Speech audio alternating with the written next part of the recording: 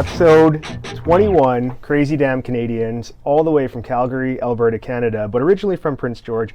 Donny Marchuk, how are you doing? I'm doing great. Thanks for having me, Scott. Yeah, it's a pleasure. And, you know, I just found out that you were coming to Prince George about 5 days ago. And immediately I thought, well, you know, it'd be great to go for a run. It'd be great to connect and catch up over coffee. And then it just clicked. It was like podcast, interview. And here you are in that chair, in the driver's seat. Happy to have you here. Yeah, thanks. My pleasure. You get fired up when you get a chance to get home, and I do things kind of spontaneous, so I wish I would have given you a bit more notice, but in true Scott fashion, here we are. We're going to run in already and having a talk. Well, I love the spontaneity, and just backing things up like we do with a lot of our guests. You were born in Prince George, a twin with Dixie, and let's talk about your experience growing up in Prince George and the Hart Highlands area for that matter. Yeah, I mean, it's funny, I do a lot of reflecting, but it was a great place to grow up. As a parent now, you always worry about your peer group, and I had a really good peer group, and we grew up in the days where there was no fences, it was just open play, and away you went, right? So you came home, the whole story is about you come home when it's dark. But yeah, the neighborhood that we grew up in was amazing, and it was always kids out, there was always pets out, and it was fun, yeah. You know, one thing about your neighborhood is that I always used to see Dan Preston shooting hoops no matter what time of the day that you'd be around your hood. And I know he was about 4 or 5 years younger than you, but it was just, that was the epitome of what it was like growing up in the 80s and the 90s, where you were just outside constantly, all the time. Yeah, I don't remember a day where we didn't get home and literally just know what time to be home for supper. And then right after that, away went and knew what time to be home. And you didn't cross those boundaries because you had all the other freedom, but you picked up everything. Like, it was, some days you're playing street hockey, some days you're playing basketball. It's kick the can, it's whatever it was. It was just, everybody just clicked. There was no cell phones, of course, and you just knew where to meet, and everybody got together. It was the best. The kids just figured it out, right? Yeah. I mean, if you wanted to actually see if somebody was home, you'd usually just get in your bike pack and stop by and then say, let's go. Yeah, I laugh about it now, because if you get a knock on the door now, and take away COVID, but you get a knock on the door now and you're like, okay, who's here? Like, I don't remember inviting anybody, like with your kids and they're coming over, but it used to be like, that was, you knock on 30 doors. If nobody was home, you go to the next door and away you went. And that was the way you did it. Yeah, nowadays 90% of door knocks are an Amazon package being dropped off, right? Yeah, fair. Not your pack of friends wanting to go do some form of exercise or body movement. Yeah. So you had a core group of friends growing up that actually stuck together, you know, throughout high school, and you still stay in touch with. So you went to Kelly Road for all 5 years of your high school? Correct. And what was that like? Yeah, I mean, again, as a teacher, I get a little more reference point about what it was like to go to Kelly Road, but the peer group of friends is great too, and your brother was in my wedding party, so tight circle there. But it was really, really great. So I know, like, the high schools we run in Calgary are mostly 10 to 12. And I know for me, even thinking about the 8 to 12 experience, like, I remember coming in as a grade 8 kid, and I was lucky. I had older, like yourself, like older siblings where you had a little bit of comfort there. But I remember at grade 8s, you just kind of skated by, and you enjoyed your high school experience, but you were just quiet. And then grade 9, a little more comfort. Grade 10, it was great. And then grade 11, 12, your mentors, and you felt pretty good, and it was a kind of good community feel. But I think we missed that in some of the schools, having that 8 to 12, and I don't know a lot of districts that are built like that. But for me, it was a place to really kind of grow as a person without knowing it. But the sports teams were fantastic. The championship teams that we had, it was a small northern. It was that northern pride, right? Like, okay, we're battling against the South, or battling against the Lower Mainland. So, you know, if you ever qualified, you got to play those big bad schools that go to tournaments. It was a source of pride. So it was pretty cool because you got to know the athletes. I'm talking more of an athletic perspective of high school, from Quesnel and Williams Lake, and they became friends too, and that same kind of northern mentality. So the sporting part was really, really cool. And I just, it's funny to look back, because my graduating class, when I teach at St. Francis, I mean, we have a school of 1,800, right? So you have almost 700, and I don't know what the population of Kelly Road was, but I bet you it was less than 700 when I went to school, total 8 to 12. So we had that tight-knit feel, and it was pretty cool that way.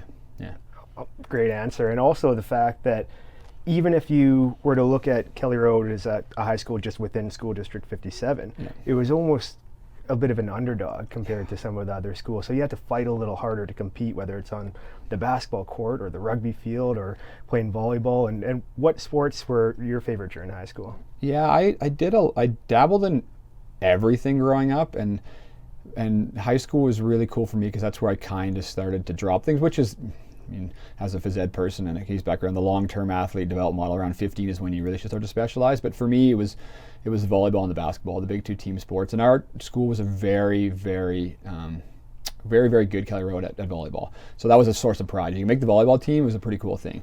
We didn't have a soccer team back then. We didn't have a football team. And then basketball, that's the sport that my dad played university basketball. So for me, when I started to kind of get into that sport, was kind of around that grade 9, 10 level. And that's where I met a lot of my close friends playing basketball. Yeah. And speaking about close friends during high school, I mean, you also had an opportunity to be some friends with some Prince George Cougar players, some homegrown talent in Trevor Schoaf and Sean Gendron. And you look at that time in Prince George history, that's when the Prince George Cougars just arrived from Victoria, right? So it was this brand new WHL team. I mean, we had the Spruce Kings team, which was still thriving in junior hockey, but there's excitement in the community during that time. And here's a team that was not supposed to be good. This Cougars team was supposed to finish near the bottom, but there's a couple Cinderella runs there where they made it deep into the playoff. Visa was filming commercials at the multiplex because we were so loud. What was it like to be friends with some of these Cougars and to maybe get a behind the glimpse of what life was like for them as athletes and as, kids, high school kids?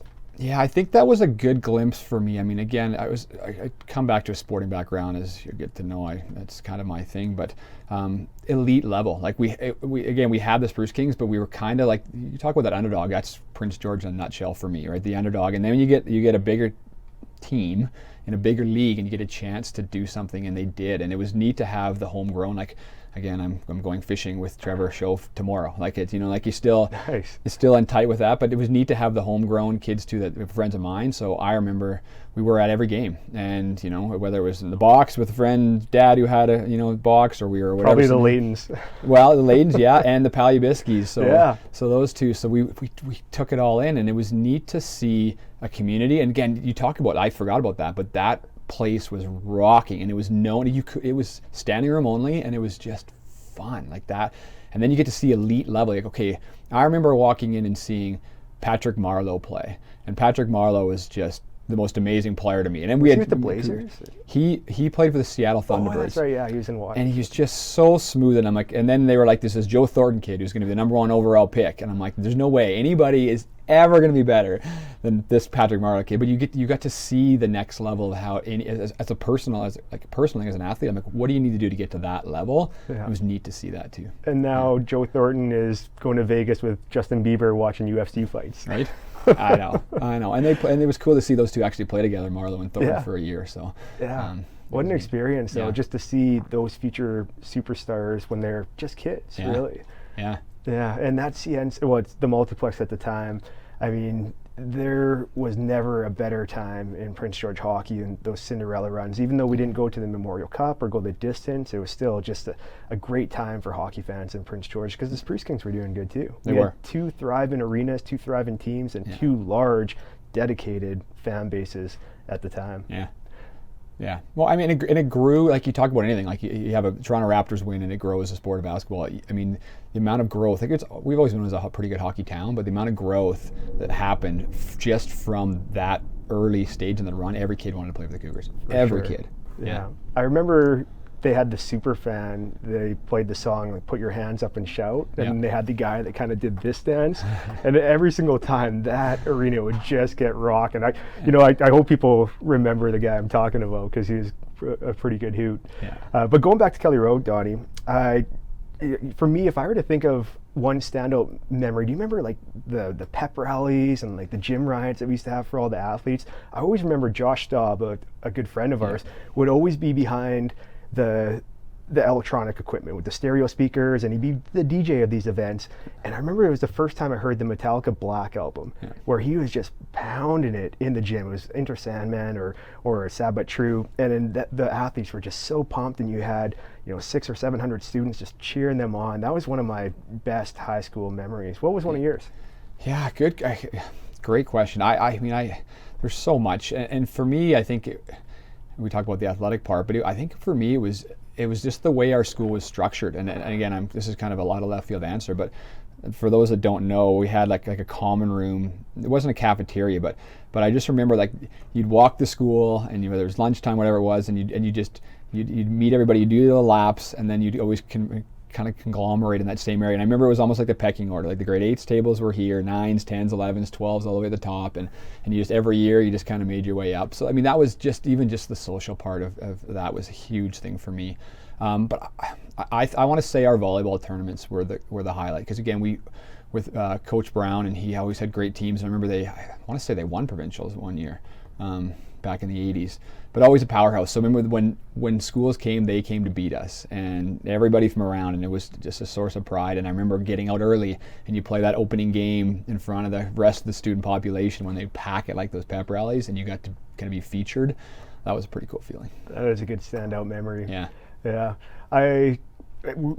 Another friend of yours and a good friend of your family is Don Chamberlain. He's actually our next podcast guest on Crazy Damn Canadians. We're very excited. Awesome. And just reading up and researching Don, I mean, he accomplished a lot of remarkable goals during his time as principal at Kelly Road, and even before that.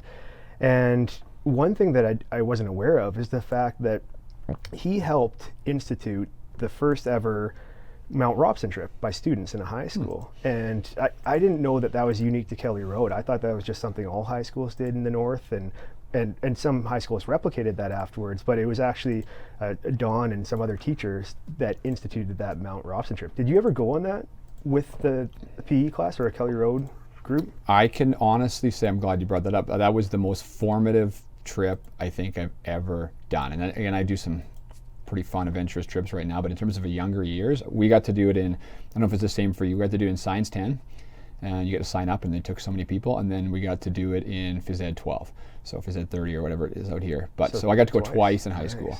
And I mean, I remember trying to finish out my basketball career, and I'm like, what do I want to do? And I'm like, I just love the outdoors and Mount Robson trip so much. I was looking into doing outdoor pursuits and going down to Capilano College, but that, and as a Phys Ed teacher in Calgary, I've tried to replicate that type of trip, and it's just, the paperwork is just impossible now. But I remember being so fortunate. I think I've done that trip 11 times now, and my first ultra marathon was the Mount Robson ultra run. So nice. I wanted to make sure my first one was there. Every September, that's a beauty. Yeah, you've done that one. Yeah, 2019. I hope they're bringing it back this year. I haven't really heard anything about it, but a great event. Yeah. And speaking about Don still, like that Mount Robson trip, you had all these legendary PE teachers like Mr. Brown and Mr. Peacock and Mr. Cohn, and like all of these PE teachers, they were in really good shape. Yeah. And like they set probably a pretty strong pace for some of these students. And if you were to look back at the 80s and the 90s in terms of just like hiking shoes and hiking equipment, like nobody had good stuff back then, right? You're just like, you probably using equipment from your mom or dad that was just passed down from the 70s or who knows, right? Yeah. But you still got it done as students in a group, and just a major head nod to all those PE teachers for making sure those students made it to the top and back safely, and for actually bringing a large group of people out there. It's funny because, I mean, if you talk about the teacher or Mr. Chamberlain, Don, call him Mr. Chamberlain still, as a family friend and a former principal, but like that's pretty special. Like that trip again resonated with me, and I know a ton of our friends, and we've made an effort to go back. And again, I think we're in a couple weeks away, barring the flood, to get back there ourselves. So you did some pretty amazing things. But those, I mean, it's funny because when I finished school, I knew I wanted to do something active, and I didn't know what my career was going to be, but I'm like, I don't want to be a phys ed teacher. And it wasn't because of phys ed teachers. And what did I end up being? I ended up being a phys ed teacher. And I look back, because I always had that thought in my head, and the teachers you just listed out, like they were very, very good role models. And I mean, it was a different time back in the 80s and 90s, granted, but they were fit. They led by example. And it's funny how much that just kind of filtered in over the years of going through school. I'm like, you know what? I was wrong. This is something I really want to do, and I look back fondly on that's exactly why. Yeah, it takes a special kind of person to make wearing short shorts cool, and those PE teachers did it to a T. So, I think Andrew actually has a picture of Dixie and you getting ready for prom Yeah. back in the day, which would have been 93 or 94. 94 was my grad year, so Yeah. Oh, there it is. Look at that haircut. That's ahead of the times. You didn't have a mullet like some That kids had back to have then? been grade 12 because my mullet was just cut at that point. So Nice. And so Dixie actually went to prom with my brother, correct? yes, Who did you go to prom with? I went to prom with Amy Beeman. Oh, no way. Yeah. Oh, that's fantastic. Amy, like, I'd love to have Amy as a guest on the podcast. Just a terrific She's human amazing, being. yeah. Yeah, and doing some great things down in Vancouver too, right? Yeah. And a children's book coming up as well. Yes, I've seen their little talk about that too, so I can't wait. Yeah. Yeah. Awesome. So, one final question about Kelly Road before we move on. Do you remember Shenanigans? I do remember Shenanigans. We did the haunted house one year for Shenanigans, so we did the basement and got it all dudded up and took part. So The reason I ask is because I still have nightmares about that haunted house. Like, as I was just a kid at the time, probably like 6 or 7 when I went. You guys did a great job. Yeah. I remember I was like, somehow got separated from a group that was going through the haunted house maze, and I was so scared. And my sister's best friend, Allison, her brother was like one of the students that was put it on, and he kind of like came back and grabbed me and like guided me through, and I'll never forget that. I was like, this guy just saved my life. But it was a fun event, and I'm assuming they don't do that anymore, but those were the community type things back in the day that just really made everything nice and tight, and you really felt Kelly Road was a nice place to be, like the heart, like we had our little tight-knit community. But Shenanigans was fun. Yeah, good memory. And just what you just said there, it's like the heart is really a community in its own. It's a community within, it's a fantastic community within a fantastic community. Yeah. Is the best way to put it. And there's, there's a lot of generations that, whether it's kids or of parents or of grandparents that continue to live in the heart.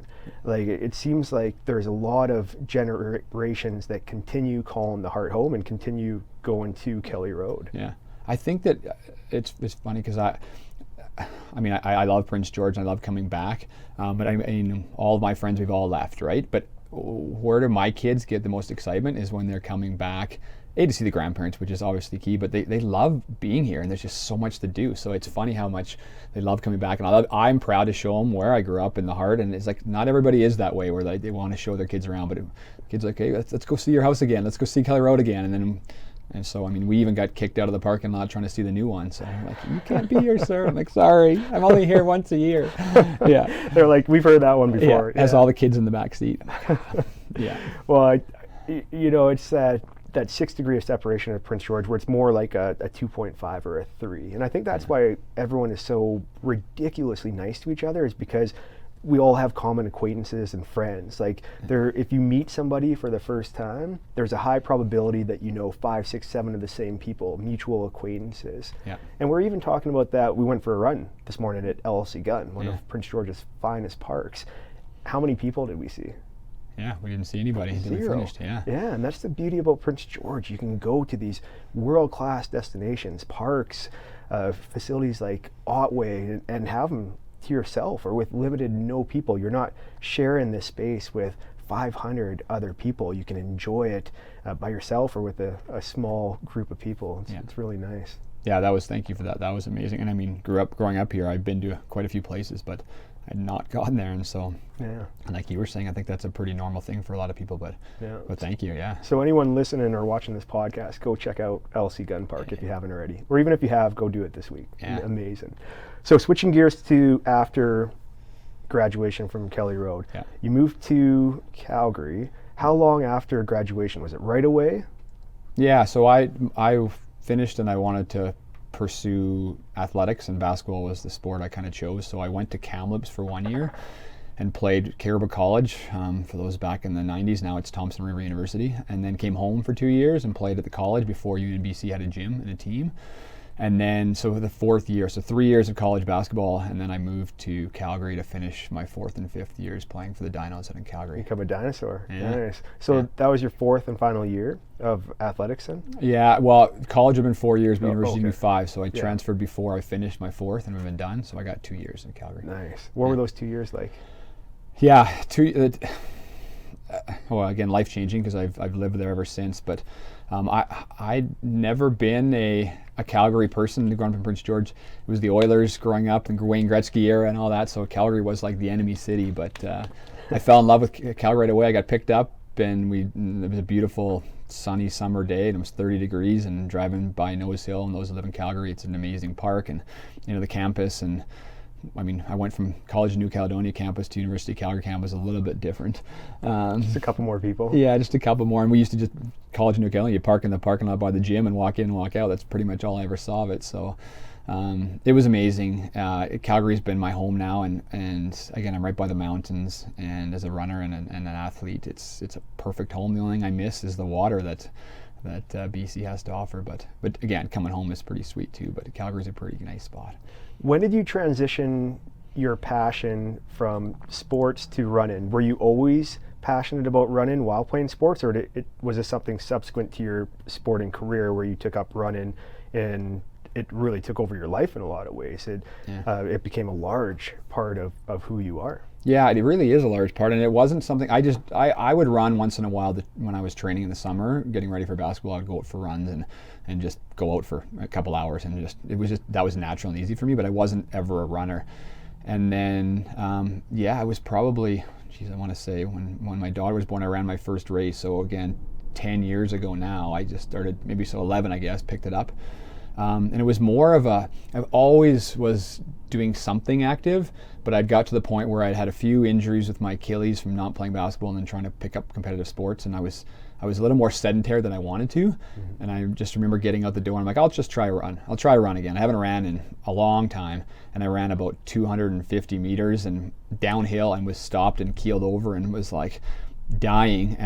But the feeling I had was this was the best feeling ever. So I thought that right away, first run I was hooked, even though I was humbled beyond belief as a good athlete and somebody who was always active. And then that's where it just kind of grew from there. And then I really I tried a few, when you finish playing competitive sports, there's kind of like, it's almost when you finish a big race, like what do I do next? Like what's my next goal? And there's almost a little letdown period. So when I'd finished playing competitive sports and I was just dabbling and then kind of got some injuries and didn't do too much, I was like, what do I want to do? And then at that run, I'm like, I can be competitive with myself and I don't have to worry about anybody else's schedule. I tried men's league hockey and it was like, okay, we're playing at 11:30, 40 minutes from my house in Calgary, and we're getting home at 2 on a Monday, evening, and these guys want to stay out and have a few drinks after. And I'm like, it wasn't there anymore. So that whole running thing about being competitive, and being on my own, and I can just compete am I better than I was yesterday? Not necessarily faster, but am I better? Am I getting in better shape? Do I feel more confident? And so that was that competitive aspect that drew me into it. Yeah, and all somebody has to do is go into your Instagram account to see some of these incredible runs that you've been on. I mean, there's pictures of you running up some amazing mountains and the backdrops, like this one right here. Where is this? I want to say that's a great one. That's a good find. I think I believe that one is in Washington. Nice. Up in the northeast portion of Washington. But this is the prime example of the kind of running that you're doing, where it's not just necessarily a pavement run for a couple hours or 30 minutes. Like you're covering some beautiful territory. Yeah. What are some of your favorite runs or destinations for running? Yeah, I used running, and that's such a great picture. Thank you for that.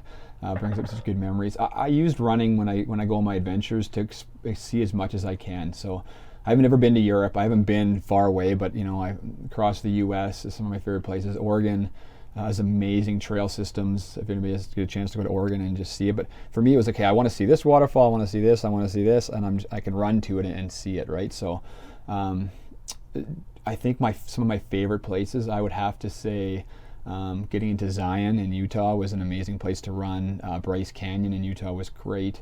But I think the trail systems in Oregon and Washington along the river, those are pretty tough to beat. Yeah. Oh, great answers. And also right in your backyard. I mean, like where you are stationed in Calgary, you have access to so many spectacular running destinations, or just hiking or trail walking. Do you ever make it out to like Canmore area or that kind of backcountry? Yeah. So more local. So I live in the northwest of Calgary, and it's a 40-minute turn off to Kananaskis from my house.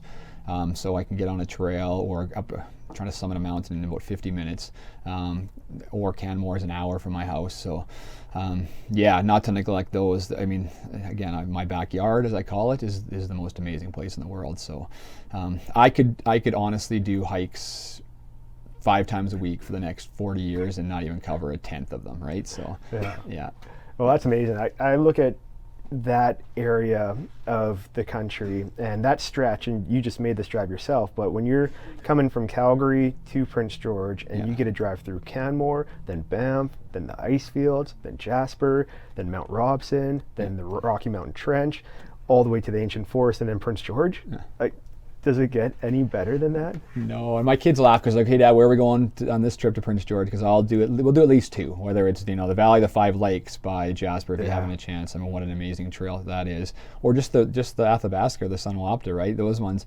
Last week I did a little getaway and did right by Bow Lake. I took sunrise in a Bow Lake and then hiked up Cirque Peak, which was a good 17K. And again, for those that haven't experienced it, I mean, and I always tell my kids, and they, yes, Dad, like that stretch of highway is the greatest stretch of highway probably on the planet. Now, have I been to Europe? No, I haven't. But from Lake Louise to Jasper is amazing. And then, like you said, you leave Jasper, and now you've got Robson. And then the McBride area, which I would love, and maybe you've been to a few spots, I would love to take a week and just explore those mountains there. It's beautiful. Yeah, I always say that McBride has to be one of the most underrated communities in Canada, next to Valemount, and they share the same mountain range. The reason being is because McBride's population, I think, is like 1,500, and Valemount is just a few thousand as well. But you look around, and it's like the Switzerland of Canada. I use that analogy all the time. And it's just surrounded by big, beautiful mountains and excessive farmland too. If you're in McBride, like you could purchase 100 acres worth of land and have this nice mountain landscape as your backyard, but it's just hard to really gravitate people to live there for some reason. The industry plays a big role, but what a remarkable place, only a couple hours from Prince George as well. So you move to Calgary, you become a PE teacher, you fall in love with running, you're scaling mountains, you get pretty good at running, you qualify for Boston Marathon. When was it that you Question 1, when was it that when you found out you were actually pretty good at running? And when did you realize that, hey, I'm going to qualify for Boston, or when did you make that a goal of yours?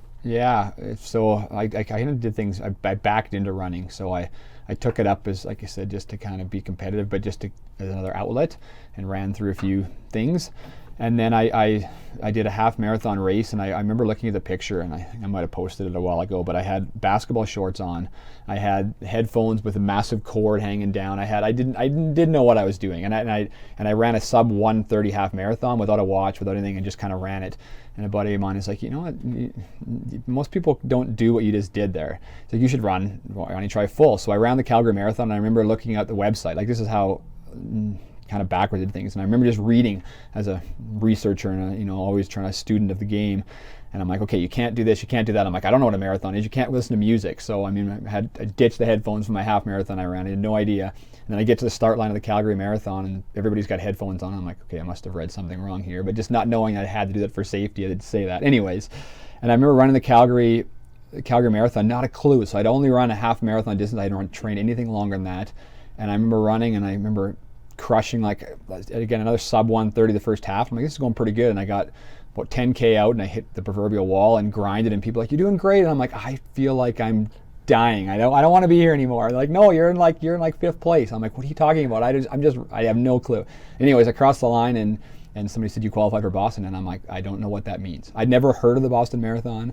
I didn't know anything. So as a new runner, I just kind of took it up because I loved the competitive part of it and loved getting out and seeing the improvements in my life, physically and mentally.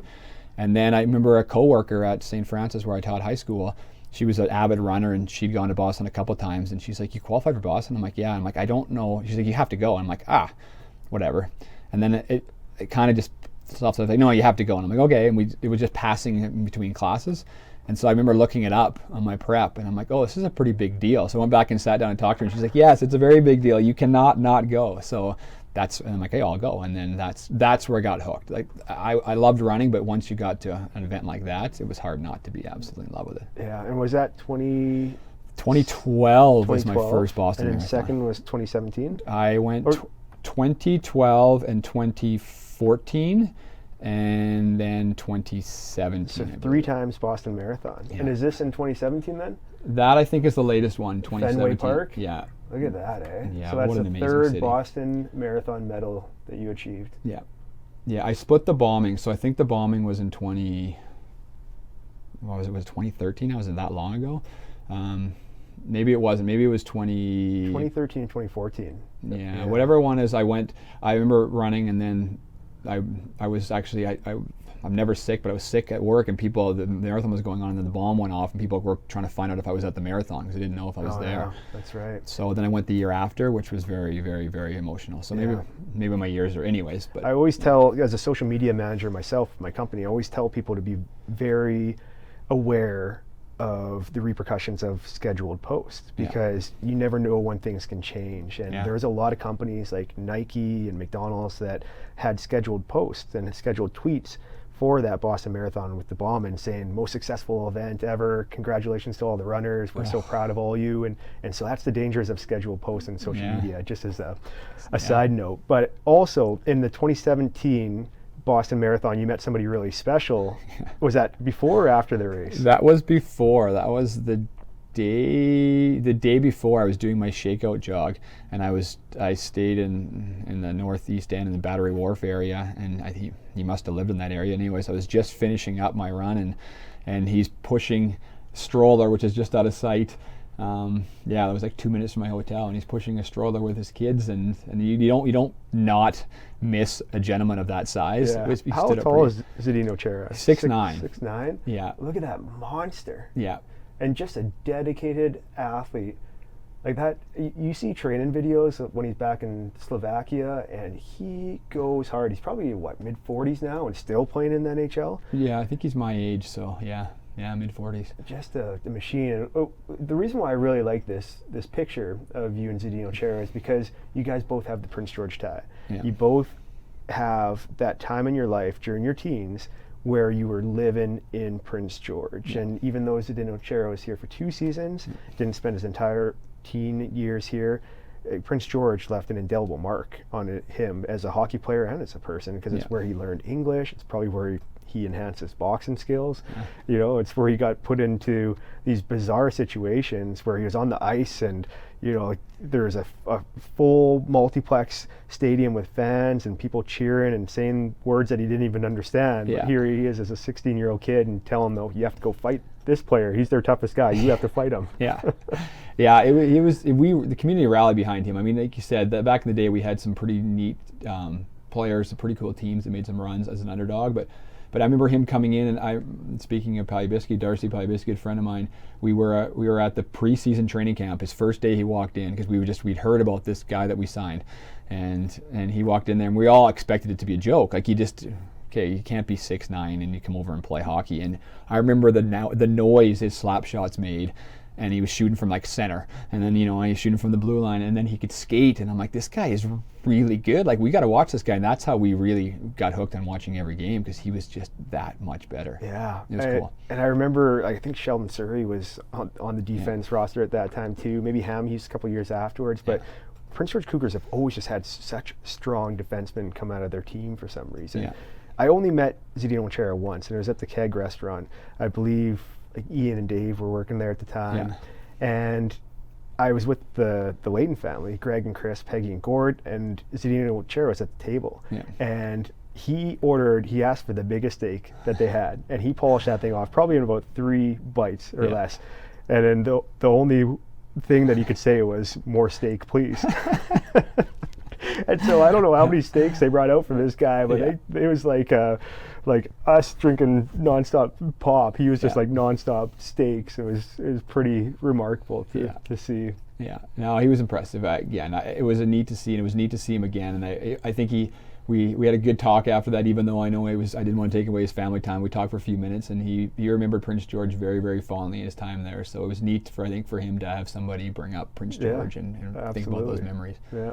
And you're also known for having some pretty epic post-run cheat meals as well. Yeah. What is your favorite post-run cheat meal? Yeah, I'm a big hamburger guy. So Look there at we that go. sucker. There we go. Wow, with double fist and beers too. Yeah, Eh? yeah. Well, that was right off the bat, so that was for sure going to happen. But I'm well known, whether it's a good thing or a bad thing, for the night before a race, I will have generally a burger and some beer too.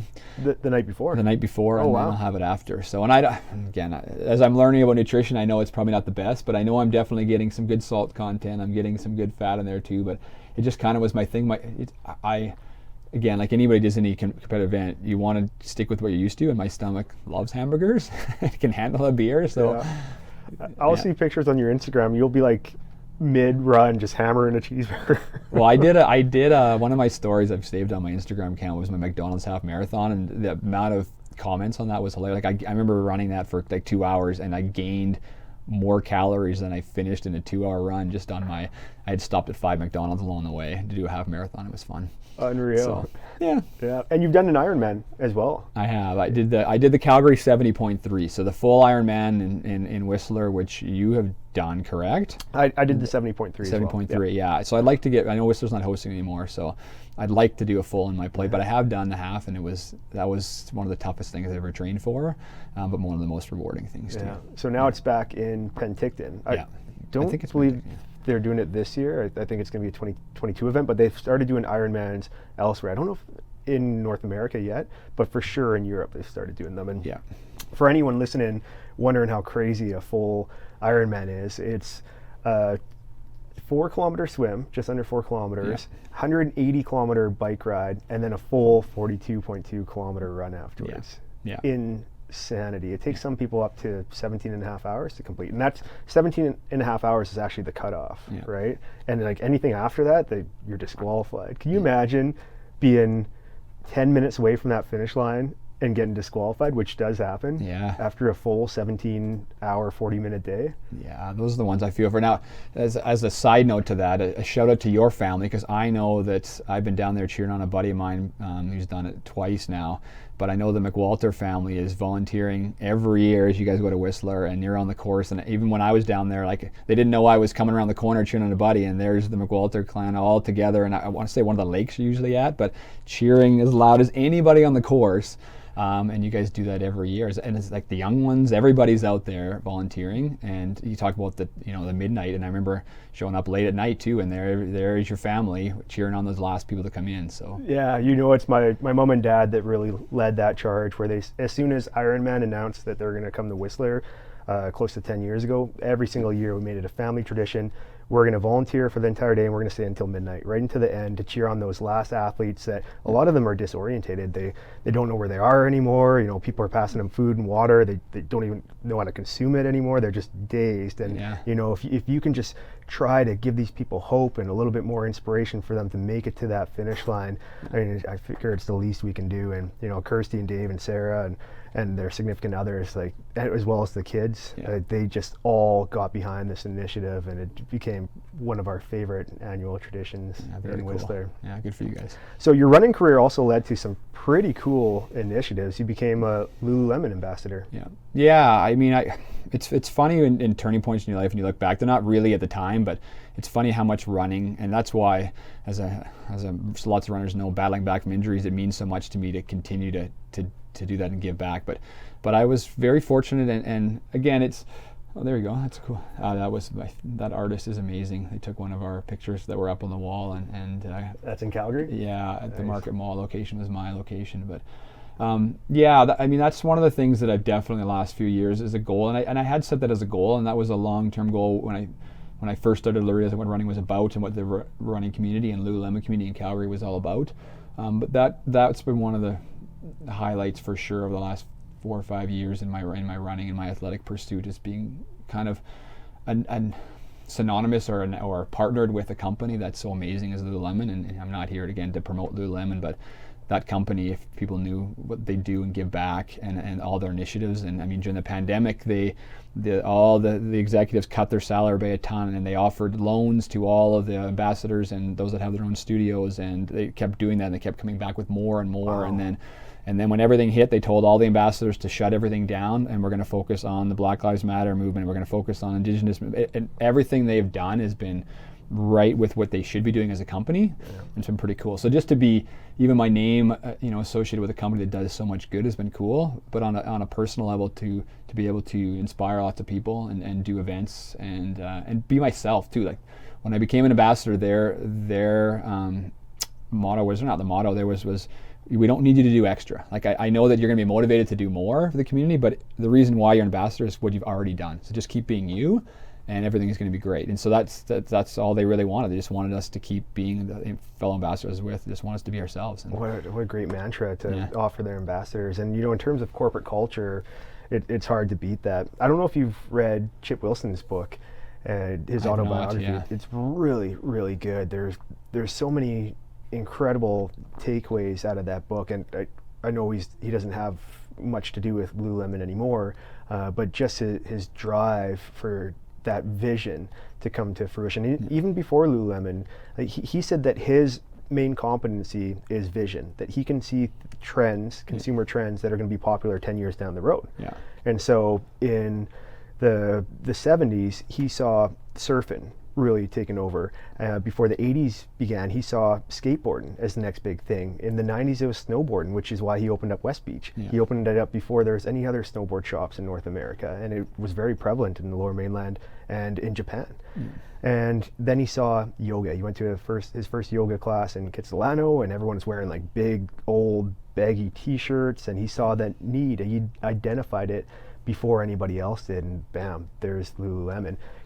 It's interesting in the book because he talks about what he thinks coming down the line in terms of 2030 and beyond, and he said it's all going to be wearable tech where you can change the color of a shirt by just pressing a button or who knows, and you're going to have smart clothing where it's going to be able to do things that Apple Watches or our phones can do. And I found that extraordinarily interesting. Yeah, and I think that the one takeaway too, another one that, as you mentioned, is the yoga, is that, I mean, for those listeners that do yoga or have not or wanted to try, I mean, if you can incorporate that into your lifestyle, like I started that about 3 years ago, and the one regret I had during ambassadorship is they would have paid for me doing my yoga training, and I had other things going on, but the amount of yoga, I do yoga 4 to 5 times a week, and sometimes it's not formal yoga, but it's just hitting the mat.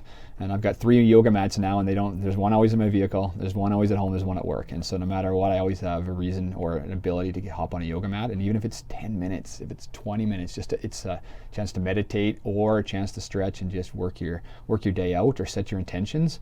I think that's a really neat thing that people could take away, is that, I mean, you as a very athletic person, you go to the gym, like if you were to take the first 5 minutes and just sit on a mat, whether it's a yoga or not, and just clear your head about what, even your workout, like, I've got back and buys today, but my intention is that I'm not going to worry if I can't lift as much, or I really want to get after this set, but when I walk away from this workout, if I've got everything done that I wanted to get done, that is an amazing feeling. It's an amazing accomplishment and something I can check off my list. And if people just, instead of walking in and hopping right on the weights, took 5 minutes on the mat, and then 2 minutes after, just sit down on the mat and just say, I'm very thankful that my body allowed me to have this workout. And whether you're cooling down, stretching, doing some yoga moves, but I think that yoga and that whole aspect of reflection and setting intentions is something that everybody can do on a daily basis, and one quick little fix that can improve their life. That is exceptionally valuable feedback or advice for anyone. And I think flexibility is the one component of overall physical fitness that's most often neglected. It's ubiquitous with being skipped, because if people are going to the gym and they have a quick 45-minute window to work out, it's going to most likely be resistance training or some kind of cardiovascular activity. Yeah. And they might go right until their time's expired and they have to go, and then no time for stretching, then they're out the door. Yeah. One of the most profoundly impactful books that I've read over the last couple of years has been David Goggins' Can't Hurt Me. Yeah, and he said his running career was next to over, his body was falling apart and hurting. He started dedicating, and now this is extreme, like Goggins, 3 hours a night to flexibility training. Yeah. And he said it changed around his entire life, where he cannot just do things and perform with his body that he was for before, but better. Yeah. And also, it just the way it clears his mind and it makes him a sharper thinker, and it obliterates a lot of stress. It's so important. About a couple years ago, I started stretching for an hour a day, and it's not just like a straight 1 hour shot. I do it in different increments. So like you, I have a yoga mat in my office, I have a yoga mat in my living room, in my bedroom. I'm gonna carry one in the car. I like that idea. And even if you can just break up a day perpetually throughout those 24 hours, a quick 5-minute stretch here, a quick 10-minute stretch there, and it's amazing if you're feeling low on energy, how a quick, good, solid stretch can just bring your energy level back up. Yeah. There's like pockets of stress that are gone too, right? Yeah. Yeah. And talking about events and running and fitness, you also started a really great initiative with a friend of yours, and it's called the Glazed 8 YYC. Yeah, Glazed 8 YYC. Yeah. What's that all about? Yeah, I worked at Orange Theory Fitness for a while, and I still kind of dabble a bit with them once in a while. But my friend Sam, who coached with me there, again, another excellent person, great family man. We decided to do a race together, and it was more of his brainchild. But he's like, let's do this. Like, well, how can we combine our running and our love of food? Yeah. And so it was donuts. So we do a Glazed 8. So we do a donut run for charity, not for profit. And it's you'll laugh at this, but it's you run 4 kilometers, you eat 8 glazed donuts, and then you run 4 kilometers. So the 8 donuts, the 8 kilometers, and we only had a few people our first year do the full, but we made it a family event, so you could just have 1 donut if you wanted to, but if you wanted to be competitive, you had to do the 8 donuts. But it's a really cool event, and it's something that's really near and dear to my heart, and we're hoping to bring it back, but we just couldn't during the pandemic. But we have a kids portion, where before our race we have all the kids line up on the school field, and they go from their parents on one goal post, and the little ones are the other one. We start a little Timbit race, and so the little guys, they just run one way to their parent, and they eat their Timbit. We originally had eat your age in Timbits, but it was usually just one because all the kids are competitive. They just don't have one. They want to run back and get a medal. But it was so cool to see all these little 3-4-year-olds running to their parents, and then they got a Timbit, and then we had to check their mouth that it was done, and they ran back, and they got a medal, and the older ones got to go there and back twice, and so the family part of it is really cool. So all our close friends, and we started it, and we sticking true to this is that we want it to be a community, family, and friends, and we've had a lot of interest in people and wanting to grow it, but we really enjoy it, and that's why we haven't done a virtual part of it. We want to make sure we're back where we can see all our friends again and raise some money, and whether it's for Kids Sport or Glenbow Ranch Foundation in Calgary, which is an amazing park.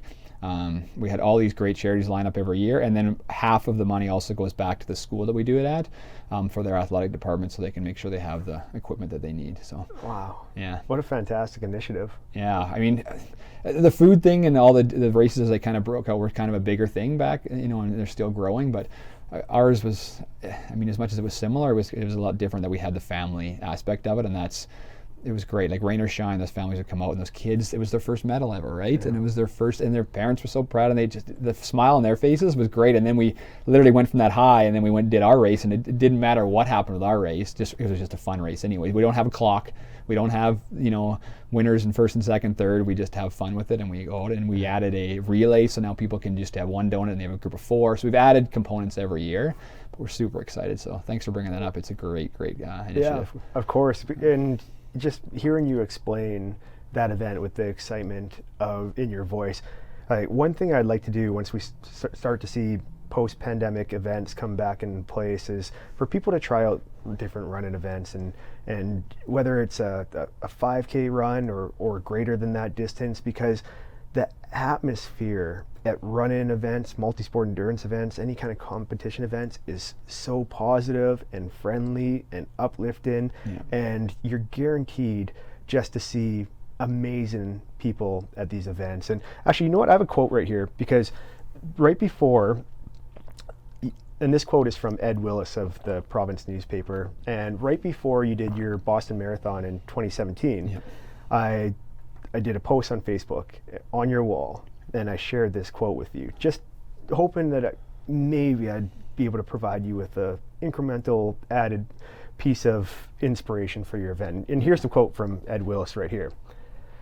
If you ever feel gloomy about the state of the world, spend an hour at the finish line of a marathon and you will see magical things. You'll see people crossing the finish line in tears. You'll see them laughing. You'll see expressions of joy, of pain, and of the deepest satisfaction.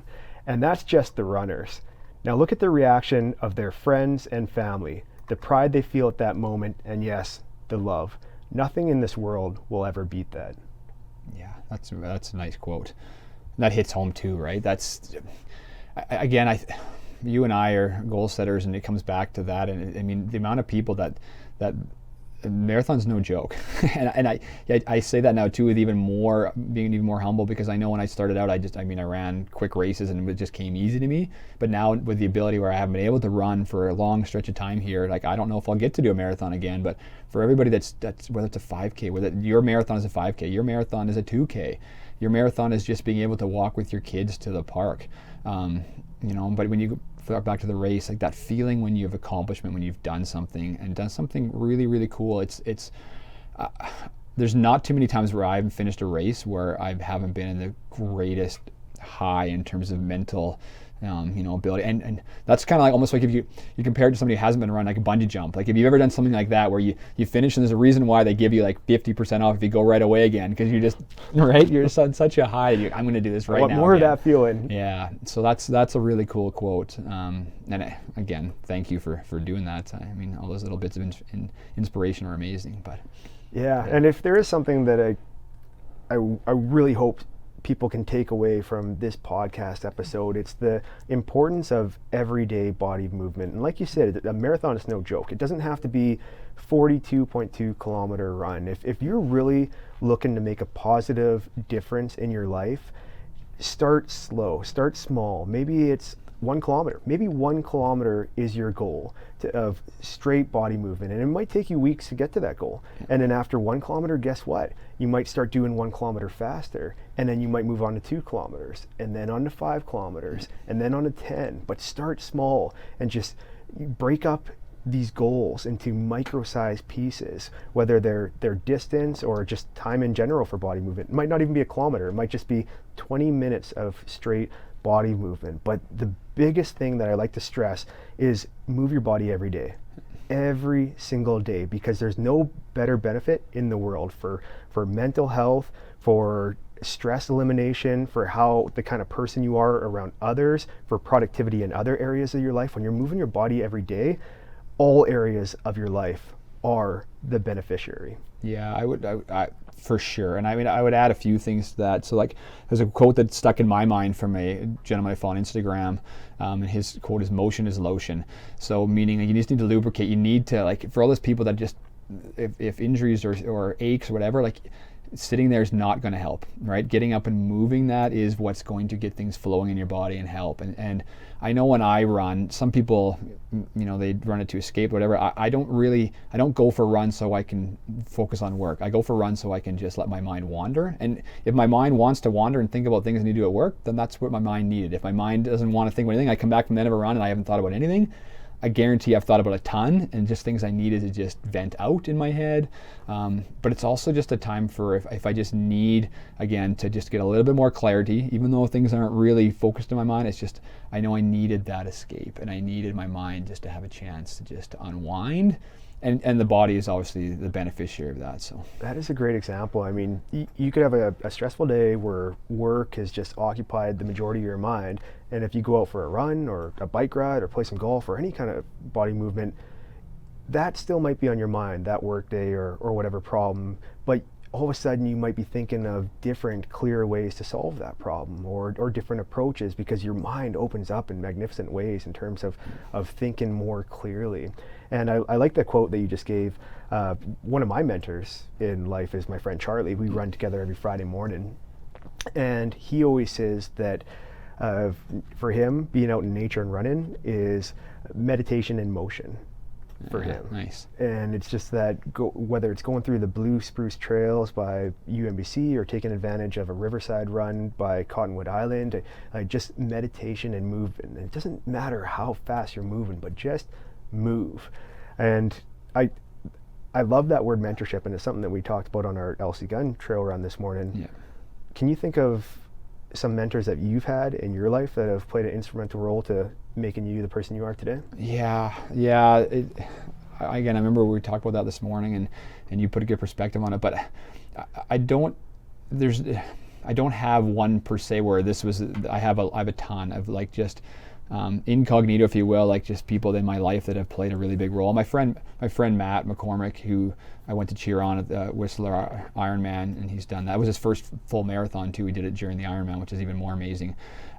He's a very good mentor to me, and again, I think the perspective is, doesn't have to be. Sometimes people think it's a mentor is somebody who's older and somebody who's been through it, but as you get older in life, people have been through the trenches, and maybe it's just a mentor, somebody that you need for a mental thing, or maybe it is a work thing, maybe, but he is just somebody that's always there for his kids, but always taking care of himself too. He's a very, very, very good family man. He's got his kids now starting their own business, which is really cool in the Shuswap when they go out there for the summers. But like I look to people like that, whether it's out for a run, whether it's out for a bite to eat, where it's just those conversations. It doesn't have to be a formal. When I'm going to get together with somebody, it's just, how do we make each other better by just having a great conversation, and we just take bits and pieces from what we both are doing in our lives, and that's a really neat thing. So Matt's for sure is one of them. You hear the product of the 5 most influential people you surround yourself with, or however that quote works, and I think that's true. Like if you surround yourself with people that push you to be better, and I would consider yourself to be, for me as well, even though again, if the age thing, I'm older than you are, but I love getting a chance to pick your brain and see where you're at and how your mind works, because it's that different perspective. Like we finished our run today, and I would challenge anybody, if we reflect back to what you just said, like if you get out early in the morning and do something, like is there going to be a better part of your day than you just finished a great walk or a great run? Like if you look back, okay, I had to go to work, I had to do this, and it might be reading a book with your kids and of course the family thing, but it's hard pressed to find something where you got outside and you were moving that isn't the highlight of your day each day. It's so correct, Donny, because it's easy to start a day feeling stressed. It really is. And the number one stress obliterator in the world is exercise. So if you can start your day with exercise, and it doesn't have to be like intense exercise. It could just be any form of body movement. What you're doing is you're dissipating a lot of this stress. Yeah. So as you go on to take on other tasks or goals throughout your day, you're better positioned mentally and physically to take them on with starting your day with that component of exercise. And I don't want people to think that they have to exercise nonstop, because you need to recuperate and rest and be smart with nutrition, get proper amounts of sleep and relaxation too, but that onus on everyday body movement is so important to living a good life. Yeah. Next question I want to ask is, and it's something we ask all of our guests, and we just had Dick Von Eugene as our podcast guest last week, and this is a gentleman who turned 89 this past Saturday. Happy birthday, Dick.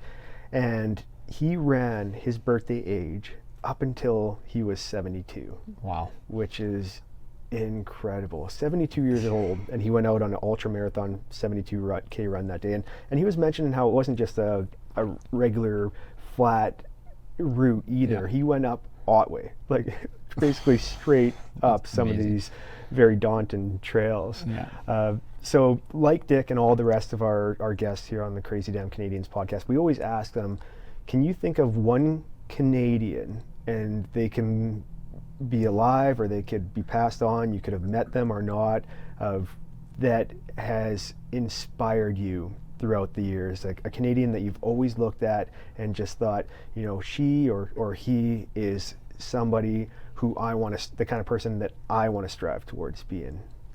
Yeah. I mean, I think that you and I might share this one, but Terry Fox is probably my one Canadian in terms of a well-known Canadian that's he changed the face of, for courage, but he changed the face of racing. We talk about charity and doing charity events. Like his mission was to raise money, and it was more than more than himself, right? He was doing things that brought out the best in everybody else, and he challenged everybody. And I know that you as an organizer of the Terry Fox Run here in Prince George know that better than I do. But he's always been the guy that I've looked up to in terms of perseverance, overcoming, leaving a legacy, not taking no for an answer. He had overcome a ton in his short time, and what he's been able to transpire now in terms of all over the world in charities, and most races are done for charities now. And the amount of money, like that's one thing that's overlooked with the pandemic. And I know as a racer, I'm near and dear to that and doing races, but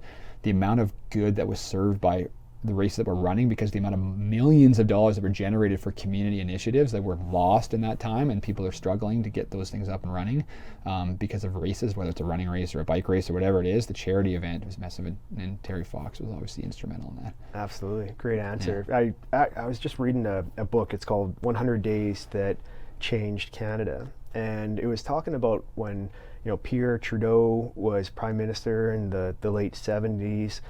There was a lot of issues and problems facing this country, where there is a major separatist movement with Quebec, and like there's people being kidnapped and taken hostage, and there were some killings. Like our country was in disarray. Yeah. And what people don't realize is when the Marathon of Hope started with Terry Fox and his brother Daryl and his best friend Doug in 1980, is that something that united the country and made us realize, we should start working together on common goals rather than letting our differences get in the way of us being a unified country. Yeah. And so that's sort of the behind the scenes things that were happening in Canada during that time that people don't remember. People just remember Terry Fox as this young male in his early 20s who ran across Canada to raise $1 for every Canadian, who changed our country forever and inspired millions. And now the Terry Fox Foundation's raised close to $800 million. Like, that is all absolutely extraordinary, but even more exceptional in that is that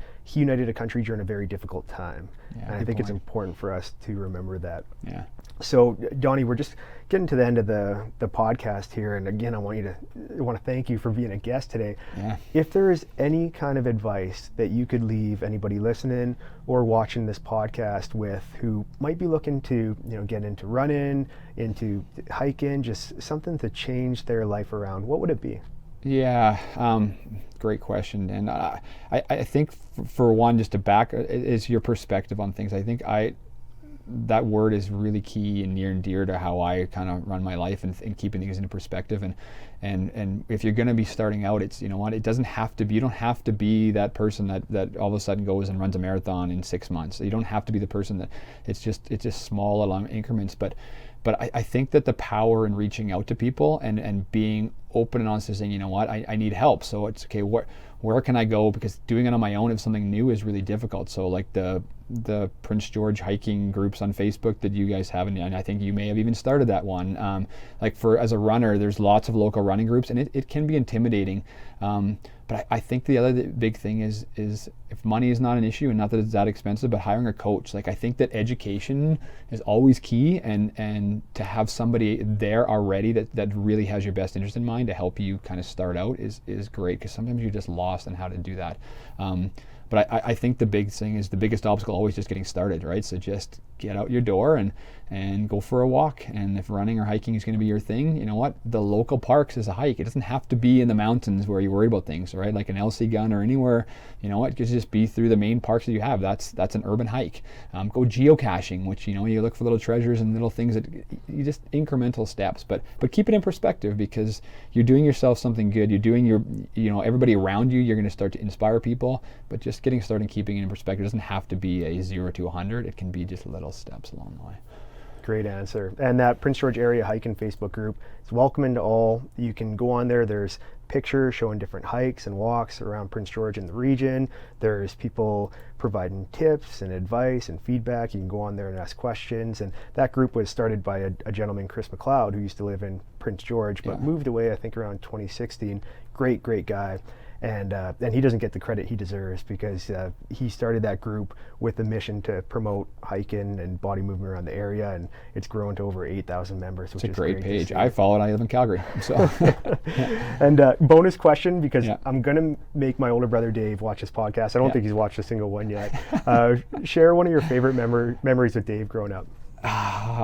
Great question. That's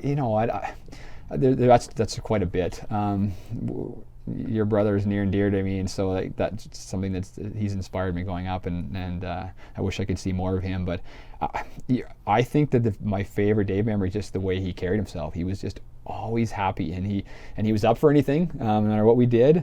But it was I want to say just the way he carried himself, he was always happy, always ready to do it, whatever we wanted to do as a group. He was never the no person. Let's do this. Let's go have fun.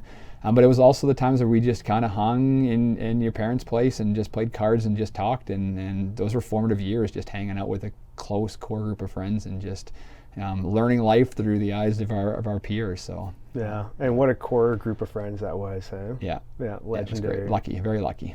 Donny, thank you so much for being a guest today, and tell Shof I said hello on your fishing trip tomorrow. Absolutely, my pleasure. Awesome. Thank you. Found it out. Yeah. Good stuff, my friend. Thanks, Andrew.